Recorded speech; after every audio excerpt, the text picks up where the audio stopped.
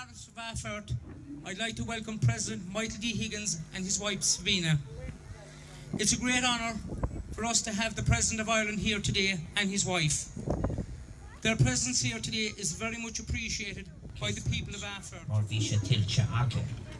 Tá sarma ven or darta sarma an him is a sarma ven kela saivin is yet some tash the lam.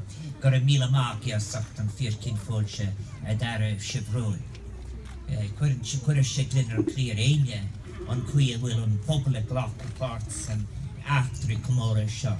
Agus ag buint John of Oster, waar tar sé le arachtála fuid ni tire an art o mammas, an finvestatal, o arachtála ag muinter le hit neir in a gudgeon ag an buinte shop. So, barbanachtári fif shin. It's always important and it's wonderful when there are so many people here from Ardfert of all ages to recall the richness of heritage and that this place, like so many others that but this is a special history, has a very, very ancient heritage. As I've just said in Irish, St. Brendan the Navigator was born only a mile from here, and he founded a monastery in this locality in the 6th century, making Ardfert a place of pilgrimage, a great site in Ireland's spiritual and religious life. And in a few moments I'll have looked at the magnificent structure of St. Brendan's medieval cathedral is a manifestation of that past. It also tells us something else that's very important. The Irish were great internationalists, and they were internationalists at their best.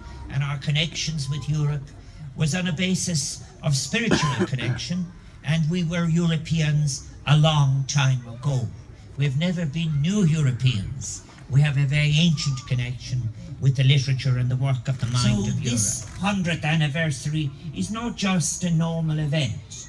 We are remembering the attempts of a great man, Roger Casement, at importing arms, and in a way, it's rather like some of the most important aspects of our history are the unsuccessful attempts, because we should be remembered for what we attempted, not necessarily what we have achieved. He was getting ready for an armed uprising on that Easter week in 1916, and I'm very privileged as Uachtaráin na hÉireann to be able to be here with the descendants of the communities where he landed.